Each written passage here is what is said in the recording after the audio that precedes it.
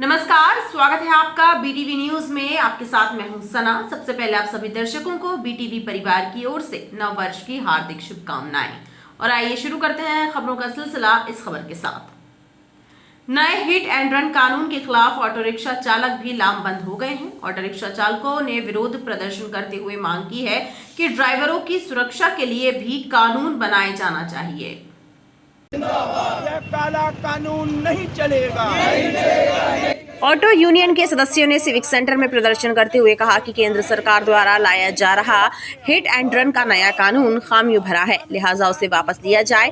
ड्राइवरों की सुरक्षा के लिए भी सख्त कानून बनाया जाना चाहिए। हर बार गरीब ड्राइवर ही निशाने पर रहते हैं। लेना होगा। केंद्र सरकार होश में आओ। विषय ये है कि आप जितने भी कानून लाते हैं सिर्फ ड्राइवर के ऊपर लाते हैं। गाड़ी भिड़ती है, ड्राइवर सज़ा भुगतता है, प्लस जो पब्लिक ड्राइवर को मारती है उसकी सज़ा भी ड्राइवर का परिवार भुगतता है। हमारा कहना ये है कि अगर गाड़ी भिड़ती है, ड्राइवर पीड़ित को अस्पताल पहुंचाता है, अगर पब्लिक उसको मारती है तो पब्लिक के ऊपर रसूखा लगना चाहिए। यूपीए जो आतंकवादी विरोधी कानून है वो लागू होना चाहिए। 307, 302 उसके ऊपर भी लागू होना चाहिए। और जो भी ड्राइवर के ऊपर हमला करेगा उसकी संपत्ति बेचकर उसके ड्राइवर के परिवार के भरण पोषण की व्यवस्था शासन करे। लेकिन सबसे बड़ी ड्राइवरों की सुरक्षा भी होनी चाहिए। आपने जितने लगा दिया 10 साल की सजा, 10 लाख की जुर्माना। अब ड्राइवर का मार के पब्लिक हाथ पैर तोड़ देगी तो उसका परिवार कौन खिलाएगा? शासन खिलाएगा। उसको अगर ड्राइवर की मौत हो जाती है तो उसके परिवार का भरण पोषण कौन करेगा? तो जो ड्राइवर के ऊपर हमला करेगा वो उसकी संपत्ति बेचकर ड्राइवर के परिवार के भरण पोषण की व्यवस्था शासन करे। इसकी जवाबदेही शासन की होगी। ऑटो रिक्शा चालकों के विरोध प्रदर्शन के चलते मुख्य मार्ग पर देर तक मजमा लगा रहा। केंद्र सरकार द्वारा लाए गए हिट एंड रन कानून के विरोध में पेट्रोल डीजल टैंकर चालकों की हड़ताल से पैदा हुए पेट्रोल डीजल की किल्लत को देखते हुए संभाग आयुक्त अभय वर्मा ने प्रशासनिक अधिकारियों की मौजूदगी में petrol diesel association, tanker driver association और डिपो के शीर्ष अधिकारियों की बैठक ली। पेट्रोल डीजल प्रोवाइडरों को पेट्रोल डीजल का वितरण चालू करने के निर्देश दिए। बावजूद इसके ही शाम होते ही शहर के अधिकांश पेट्रोल पंपों पर पेट्रोल और डीजल का वितरण बंद कर दिया गया, जिससे लोग परेशान होते नजर आए। केंद्र सरकार द्वारा लाए गए हिट एंड रन कानून के विरोध में पेट्रोल डीजल टैंकर चालकों की हड़ताल का असर सोमवार को भी देखने को मिला। पेट्रोल पंपों पर ईंधन की सप्लाई न होने से पेट्रोल और डीजल खत्म हो गए और शाम को फिर पेट्रोल पंपों पर पेट्रोल डीजल मिलना बंद हो गए, जिससे लोग परेशान होते नजर आए। हालांकि संभाग आयुक्त ने पेट्रोल डीजल एसोसिएशन, टैंकर और ड्राइवर एसोसिएशन के प्रतिनिधियों की बैठक ली और पेट्रोल डीजल प्रोवाइडरों को पेट्रोल डीजल का वितरण चालू करने के निर्देश दिए थे। बावजूद इसके शाम के वक्त शहर के कई पेट्रोल पंप बंद हो गए और लोगों को लौटना पड़ा, जिससे लोगों में नाराजगी देखने को मिली। जी पेट्रोल खत्म हो गया, नहीं है, कल से बंद है। क्या परेशानी आ रही है? पेट्रोल है नहीं, अब दिक्कत होगी ना आपको। क्या बोला जाए? पेट्रोल संचालन में क्या कहा? पता नहीं कब आएगा। परेशानी बहुत आ रही है, गाड़ियाँ चल रही हैं, गाड़ी में पेट्रोल नहीं है और परेशान हो रहे हैं। सब जगह ऐसी भीड़ लगी है जैसे फ्री में पेट्रोल भर रहा है। यहाँ पे पेट्रोल आज नहीं है? यहाँ भी पेट्रोल नहीं है, कल तो बंद था ही और अब पता भी नहीं कब तक मिलेगा यहाँ पेट्रोल। यहाँ 2 दिन से पेट्रोल पंप बंद है। मैं जीसेप का कर्मचारी हूँ और वहाँ नौकरी जाने के लिए मेरी गाड़ी में बिल्कुल पेट्रोल नहीं है अभी इस समय। और यदि किसी को ज़रूरत पड़ रहा है अस्पताल जाने के लिए, पेट्रोल पंप बंद है, इसके लिए जल्दी से जल्दी कार्रवाई कुछ की जाए। प्रशासन से हमारा सहयोग है। गलत बिल है ड्राइवरों के लिए और जितने भी भाई हमारे ड्राइवर उनके लिए गलत है बिल। जो भी है बिल है, जो भी है उसको वापसी लिया जाए। तो ये आपकी सुनने के लिए बनाया है? नहीं, अब जो है ट्रक ड्राइवर है, इंसान एक लौता है, कोई अब जानबूझ के तो एक्सीडेंट करेगा नहीं, वो धोखे में हो जाता है। तो सरकार को इस चीज़ को समझना चाहिए। ये नहीं है कि कोई भी चीज़ अपने आप हो जाएगी। ये कहा गया है कि अगर आप उसे हॉस्पिटल नहीं पहुंचाते हैं तो अगर हॉस्पिटल नहीं पहुंचाएंगे तो पब्लिक खुद मार देगी ना उसे। इस चीज की भी तो करे ना, उस चीज की नहीं सुनाया जाएगा। अगर ये है तो गलत है, विरोध है। दरअसल बीते 2 दिनों से पेट्रोल डीजल टैंकरों के चक्के थमे हुए हैं, जिससे पेट्रोल पंपों पर पेट्रोल डीजल की आपूर्ति नहीं हो पा रही है, जिससे लोगों को ईंधन मिलने में परेशानी हो रही है। नए साल की शुरुआत में ही रेल यात्रियों को बेहद मुसीबतों का सामना करना पड़ रहा है। एक तरफ बसों की हड़ताल से ट्रेनों में भीड़ बढ़ गई है, तो वहीं ट्रेनों की लेट लतीफी भी यात्रियों पर भारी पड़ रही है। साल की शुरुआत में बसों की हड़ताल से यात्री ट्रेनों में जहां भीड़ बढ़ गई है, तो वहीं ट्रेनों की लेट लतीफी से यात्रियों को बेहद मुसीबतों का सामना करना पड़ रहा है। जबलपुर मुख्य रेलवे स्टेशन पर यात्रियों की भारी भीड़ उमड़ रही है। ट्रेनों की लेट लतीफी से जहां मुसाफिर और यात्री परेशान हैं, तो वहीं वेकेशन के चलते कंफर्म टिकट मिलना भी बेहद मुश्किल हो रहा है। ट्रेनों की लेट लतीफी और कंफर्म टिकट न मिलने से यात्री वेटिंग के टिकट कैंसिल करा रहे हैं। मैं कैंसिल करवाने आया था क्योंकि अभी मुझे जाना था प्रयागराज, लेकिन ट्रेन लगभग 12 घंटे लेट चल रही है और मेरा पेपर है वहाँ पर 2 बजे से, और लेकिन वो लगभग 4 बजे पहुँच रही है। जो सुबह 10 बजे पहुँचना था वो शाम को पहुँच रही है, तो उसे मैं कैंसिल करवाने आया हूँ। बताया जाता है कि कोहरे की वजह से ट्रेनों की रफ्तार पर ब्रेक लग गया है। ऐसे में कई ट्रेनें तो अपने निर्धारित समय से 12-12 घंटे विलंब से चल रही हैं। दूसरी ओर बसों की हड़ताल और वेकेशन के कारण ट्रेनों में भारी भीड़ उमड़ रही है।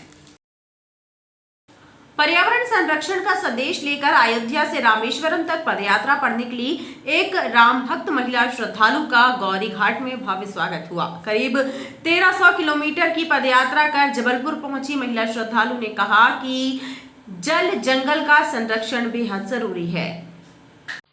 राम जानकी वन गमन पथ पर यात्रा कर रही शिप्रा करीब 1300 किलोमीटर की पदयात्रा कर जबलपुर के गौरी घाट पहुंची, जहां नर्मदा महाआरती समिति के सदस्यों ने उनका भव्य स्वागत किया। अयोध्या से रामेश्वरम तक की करीब 4000 किलोमीटर की पदयात्रा पर निकली शिप्रा का कहना है कि राम को जानने के लिए जल, जंगल, नदी, पहाड़, वन्य प्राणी सबको जानना जरूरी है। नर्मदे हर, ये श्री राम जानकी का पथ गमन की यात्रा है जो लगभग 4000 किलोमीटर की है और अयोध्या से रामेश्वरम ये यात्रा जा रही है। इसी में हमारा आज का पड़ाव जबलपुर है जो मां नर्मदा के तट पर है। लगभग 34 दिन हो गए हैं हमें चलते हुए और अब तक हम 1250 किलोमीटर चले हैं। आमतौर पर जो पदयात्राएं होती हैं वो हमारे पुराणों में संबंधित हैं। शंकराचार्य जी से लेकर सभी साधकों ने पदयात्राएं की हैं और इसका उद्देश्य भी होता है कि हम पर्यावरण को, प्रकृति को, मानवता को कहीं ना कहीं संगठित करके उसका विस्तार करें। तो मेरे द्वारा भी जो पंचतत्व संस्था है वो जिसका कार्य चल रहा है वो पर्यावरण को लेके चल रहा है और मेरी इस यात्रा का उद्देश्य भी यही है कि राम जी के समय वाले जंगल और नदियां विकसित हो, संरक्षित हो। इसी उद्देश्य के साथ हम ये यात्रा कर रहे हैं। आपका शुभ नाम? शिप्रा पाठक।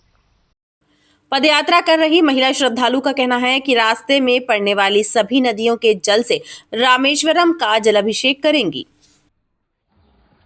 जबलपुर पुलिस और यातायात विभाग ने नए साल के पहले दिन शहर के 2 मार्गों को सीट बेल्ट और हेलमेट जोन घोषित किया। दोनों मार्गों पर सुबह 11 बजे से दोपहर 2 बजे तक और शाम 6 बजे से रात्रि 9 बजे तक नई व्यवस्था लागू रहेगी। यातायात विभाग ने पहले दिन ही इस नई व्यवस्था का सख्ती से अमल कराया। दोनों मार्गों पर बिना सीट बेल्ट लगाए और बिना हेलमेट के 2 पहिया और 4 पहिया वाहनों को प्रवेश नहीं दिया गया।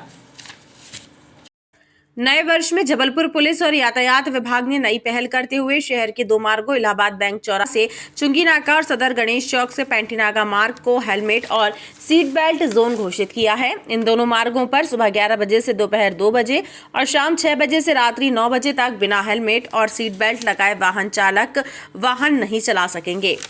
पहले 2 दिन पुलिस और यातायात विभाग ने इस नई व्यवस्था का सख्ती से पालन कराया। इन मार्गों पर पुलिस और यातायात का अमला तैनात किया गया और बैरिकेड्स लगाकर वाहन चालकों को रोका गया। जो वाहन चालक बिना हेलमेट और सीट बेल्ट लगाए वाहन लेकर गुजरे उन्हें रोककर नियमों का पालन करने की समझाइश दी गई और कई वाहन चालकों को वापस लौटा दिया गया। डीएसपी ट्रैफिक बैजनाथ प्रजापति ने बताया कि पुलिस अधीक्षक के निर्देश पर ये नई व्यवस्था लागू की गई है। वाले भी 2-4 दिन में लगाने लगेंगे। अगली बार 1-2 दिन बाद अपन क्या करेंगे? ये भाई हेलमेट और सीट बेल्ट जोन बनाए गए हैं। एक इलाहाबाद बैंक चौक से चुंगी चौकी, दूसरा पेंटी नाका से गणेश चौक के बीच में सुबह 11 बजे से 2 बजे तक और शाम को 6 से 9 बजे तक इन दोनों रूट पर बगैर हेलमेट और बगैर सीट बेल्ट की एंट्री नहीं होगी। उसी के पालन में ट्रैफिक पुलिस और जिला बल, पुलिस लाइन का बल और सिविल लाइन थाने का बल मिल कर के यहाँ पर जो सीट बेल्ट लगा के नहीं जा रहा है उनको यहाँ पर सीट बेल्ट लगवाया जा रहा है। इसके बाद इस रोड पर एंट्री दी जा रही है। जो हेलमेट लगा के आ रहे हैं सिर्फ उन्हीं को ही जाने दे रहा है, जो नहीं लगा के आ रहा है उनको इस रोड पर एंट्री नहीं दी जा रही और समझाइश दी जा रही कि आप जब भी शहर में चलें हेलमेट लगा के ही चलें। इस रोड पर नहीं, पूरे शहर में भी हेलमेट लगा के चलें। हेलमेट आपकी सुरक्षा के लिए है। इस नई व्यवस्था की एसपी आदित्य प्रताप सिंह ने समीक्षा की। उन्होंने वाहन चालकों से नियमों का पालन करने की मांग की है। नगर निगम में रसीदों के जरिए मैनुअल टैक्स जमा कराए जाने की प्रक्रिया प्रारंभ हो गई है। पहले दिन 70 रसीदें जारी की गईं, जिस पर करीब 26 लाख रुपए टैक्स के रूप में जमा हुए। ई नगर पालिका पोर्टल के हैक हो जाने से नगर निगम की टैक्स प्रक्रिया लड़खड़ा गई है। अब प्रदेश सरकार के निर्देश पर रसीदों के जरिए टैक्स जमा कराए जाने की प्रक्रिया प्रारंभ हो गई है। पहले दिन निगम मुख्यालय सहित जोन कार्यालयों को मिलाकर कुल 70,000 रसीदें जारी की गईं, जिन पर करीब 26 लाख रुपए जमा हुए। और अभी सभी संभागों में 16 और मुख्यालय में करीब 70 रसीद जारी हो चुकी हैं। 26 लाख रुपए करीब जमा हुआ है। ज़्यादातर राशि चेक के माध्यम से आई है, क्योंकि आज पहला दिन था और हमने प्रचार प्रसार भी नहीं किया था, क्योंकि प्रैक्टिकली उसको देखना चाहते थे कि किस तरह से इसको कर पाएंगे, क्योंकि इसका डेटा अपलोड करना भी एक हमारे लिए बड़ा चैलेंज रहेगा। इसलिए कल से फ्लो बनेगा इसके लिए, क्योंकि करदाताओं को बताया जा रहा है कि अभी 15 तारीख तक अधिभार में छूट है, तो यदि 3-4 दिन बाद चालू हो जाएगा तो ज़्यादातर लोग ऑनलाइन ही कटवाना पसंद करें। अधिकारियों का कहना है कि 15 जनवरी तक मैनुअली ही टैक्स जमा कराया जाएगा। कोतवाली बाजार में रहने वाले एक व्यक्ति के साथ करीब 1.5 लाख रुपए की ऑनलाइन ठगी का मामला सामने आया है। मोबाइल पर एक ऐप डाउनलोड करने के बाद उसके SBI बैंक खाते से ऑनलाइन 1,45,000 रुपए निकाल लिए गए। इस मामले की शिकायत पीड़ित ने थाना कोतवाली में दर्ज कराई है। कोतवाली थाना प्रभारी ने बताया कि कोतवाली बाजार में रहने वाले अनुराग अग्रवाल ने शिकायत दर्ज कराई है कि एक ऐप के माध्यम से उसके खाते से 1,45,000 रुपए की ऑनलाइन धोखाधड़ी की गई है। उसके खाते से अज्ञात व्यक्ति द्वारा पैसा ट्रांसफर किया गया। शिकायत की जांच के बाद पुलिस ने धोखाधड़ी की धाराओं के तहत FIR दर्ज कर मामले की विवेचना शुरू कर दी है। अनुराग अग्रवाल की रिपोर्ट पर हमने अज्ञात खिलाफ 425 केस रजिस्टर्ड किया है। उनके मोबाइल में एक ऐप आया था, उन्होंने ऐप डाउनलोड किया तो उनके अकाउंट से 1,35,000 कट गए हुए। इस पे से हमने केस रजिस्टर्ड किया, इन्वेस्टिगेशन जारी है। इस संबंध में बैंक से भी पीड़ित के खाते की जानकारी जुटाई जा रही है। जबलपुर के पुलिस अधीक्षक आदित्य प्रताप सिंह को मध्य प्रदेश शासन गृह विभाग ने भारतीय पुलिस सेवा के प्रवर श्रेणी वेतनमान मैट्रिक्स में प्राधिकृत किया है। इस आदेश के जारी होने पर पुलिस महानिरीक्षक कार्यालय में अतिरिक्त पुलिस महानिदेशक उमेश जोगा और पुलिस उप महानिरीक्षक RRS परिहार ने SP आदित्य प्रताप सिंह के दोनों कंधों पर दूसरा स्टार और कॉलर डॉज लगाकर शुभकामनाएं दी। SP आदित्य प्रताप सिंह ने 1 जनवरी 2024 को 13 वर्ष की सरकारी सेवा पूर्ण की है।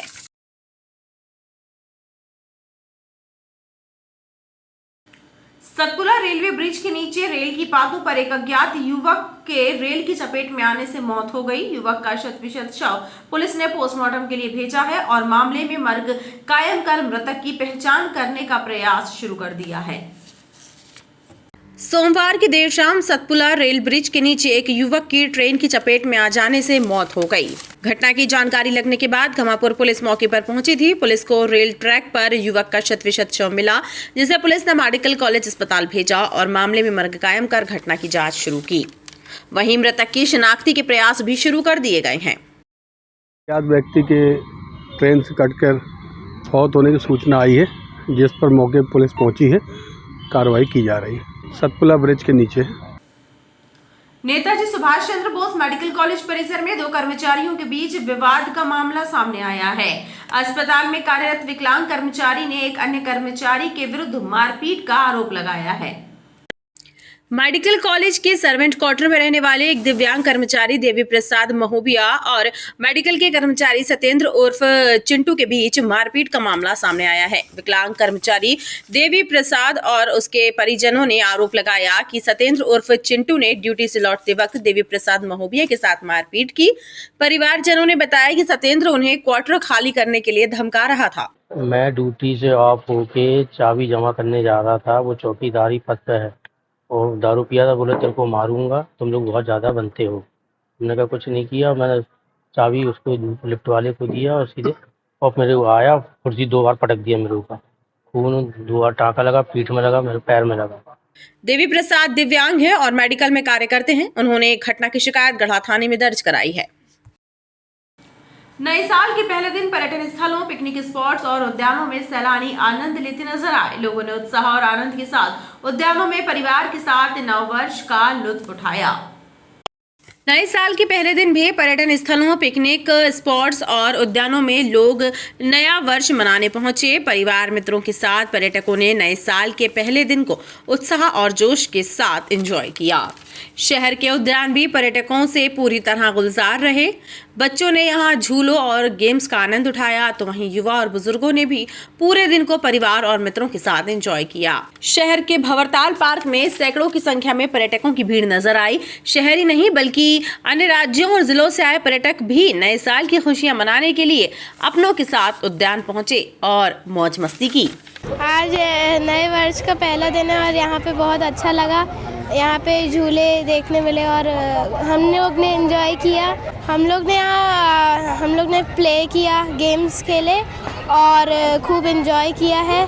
झूले और फोटोज़ खींची हैं। हम लोग भोपाल से आए हैं और हम लोग को यहाँ आके बहुत मज़ा आया। हम लोगों ने बहुत एंजॉय किया, खेला, पेरेंट्स के साथ बहुत मज़ा आया। ये अच्छी जगह है, बहुत ओपन एरिया है, धूप भी अच्छी है, झूले भी हैं, तो खेलने में बहुत मज़ा आया, एंजॉय हुआ। दिख रही है क्या है? हम लोग ट्विन्स हैं। जबलपुर में बहुत मज़ा आ रहा है। हम लोग साल के पहले दिन यहाँ पे आए हैं और हमें बहुत अच्छा लगा। हमने यहाँ पे 4-5 घंटे अच्छे से खूब एंजॉय किया हुआ है, बहुत मज़ा आया हुआ है। और हम लोग बाहर से आए तो हमको देखने में अच्छी चीज़ें मिली, झूले मिले। बहुत अच्छा लग रहा है यहाँ पे आके।